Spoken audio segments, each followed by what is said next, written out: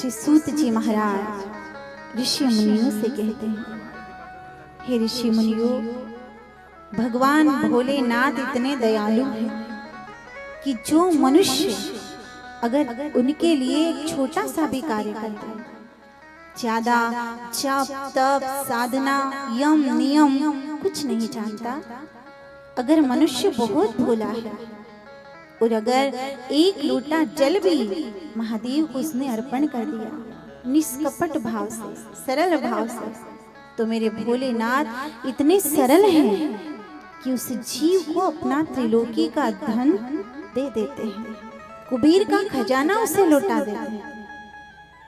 तो हे ऋषि मुनियों, हम तुम्हें कुबेर की ही कथा को भाव से सुनाते हैं कि ये कुबेर पूर्व जन्म में कौन था और इसे महादेव का धन कैसे प्राप्त हो गया।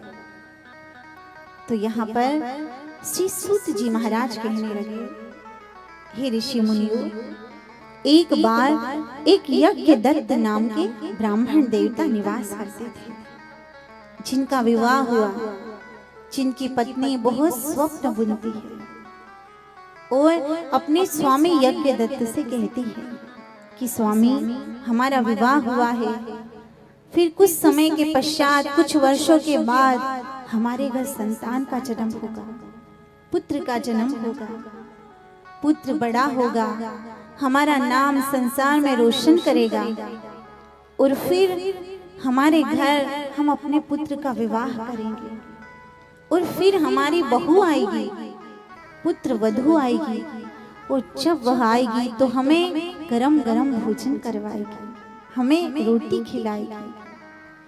यज्ञदत्त जी महाराज ने कहा कि अभी तो विवाह हुआ है और इतने लंबे चौड़े सपने बुन लिए हैं, खबर एक पल की नहीं और व्यवस्था हजारों पल की कर ली है कि आज ये होगा, कल ये होगा, परसों वो होगा। कितने सपने बुनता है मनुष्य। यह केवल यज्ञदत्त ब्राह्मण की पत्नी ही नहीं कर रही, ये तो आप हम सभी करते हैं कि इस वर्ष हमने मकान बना लिया, अगले वर्ष खेत में ट्यूबवेल करवाना है। कितने स्वप्न बुनता है मनुष्य और स्वप्न बुनते बुनते ही एक दिन सियावर रामचंद्र की जय हो जाता है। तो इसी प्रकार यज्ञदत्त ब्राह्मण अपनी धर्म पत्नी को समझाते हैं कि तुम अभी भजन करो, पुत्र होगा, वो बड़ा होगा, उसका विवाह होगा, बहू आएगी और तुम्हें गरम गरम रोटी खिलाएगी, उसका कोई भरोसा नहीं है। आने वाली बहू कैसी आएगी, वो हमें रोटी खिलाएगी या सोटी खिलाएगी, इसका कोई भरोसा नहीं। सियावर रामचंद्र की। इसलिए संसार से ज्यादा आशा नहीं करना चाहिए, आशा ही परमम दुखम।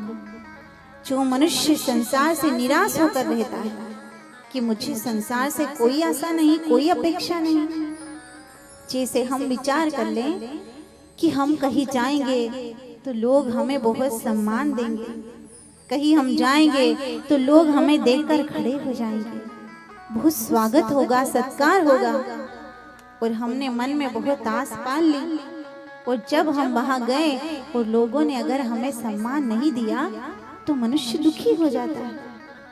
इसलिए संत कहते हैं कि अगर आस करना है तो केवल एक परमात्मा से ही आस करना, इस संसार से कभी आस नहीं करना चाहिए। तो यहाँ पर यज्ञदत्त ब्राह्मण अपनी पत्नी को समझाते हैं कि तुम तो अभी भजन करो, भगवान में मन लगाओ, जो होना है वो धीरे धीरे सब भगवान की मर्जी से होता रहेगा। इधर समय बीतने लगा, विवाह हुआ, समय बीत रहा है, वर्ष पर वर्ष बीत रहे हैं और यज्ञदत्त की पत्नी सपने पर सपने, स्वप्न पर स्वप्न बुनती जा रही है। अब जैसी इच्छा करी, जैसी भगवान से प्रार्थना करी, कामना करी, भगवान ने वो कामना पूर्ण करी। जो इच्छा करी हो मन माही, राम कृपा कछु दुर्लभ नाही। यज्ञदत्त परम ज्ञानी है, परम विद्वान है, भजनानंदी है, भगवान का भजन नहीं छोड़ते, संसार से कोई आस नहीं रखते। समय बीता और घर में एक पुत्र का जन्म होता है। आज ब्राह्मण की पत्नी बहुत प्रसन्न हो गई। देखा स्वामी, मैंने कहा था कि हमारे घर पुत्र होगा, हमारे घर स्वयं पुत्र ही जन्म लेकर आएगा। तो आज पुत्र का जन्म हुआ है। ये पुत्र बड़ा भी होगा, बहुत संस्कारी बनेगा, आपका नाम रोशन भी करेगा और हमारे घर एक दिन बहू भी आएगी। जब ये स्वप्न मेरा पूरा हुआ तो क्या आगे का स्वप्न पूरा नहीं होगा महाराज? समय बीतने लगा और आज यज्ञदत्त का बेटा जन्म लेकर के आया, बड़ा हुआ। यज्ञदत्त तो इन्हें बहुत संस्कार सिखाते हैं, पर यज्ञदत्त की जो पत्नी है, इस पुत्र की जो माँ है, इसे संस्कार ज्यादा नहीं देती है, इसे डराती नहीं है, इसे धमकाती नहीं है। हर समय इतना लाड, इतना प्रेम, इतना दुलार देती कि आज बालक बिगड़ गया है। सियावर रामचंद्र की जय। तो हमारे संत कहते हैं ना कि संतान को दुलार करो, प्रेम करो, पर उसे संस्कार भी धीरे धीरे देते रहना चाहिए।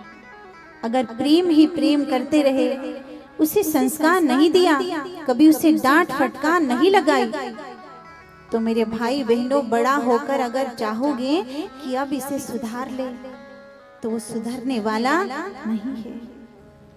जब तक कोई बेल नरम रहती है, उसे किधर भी मोड़ दो वो मुड़ जाती है।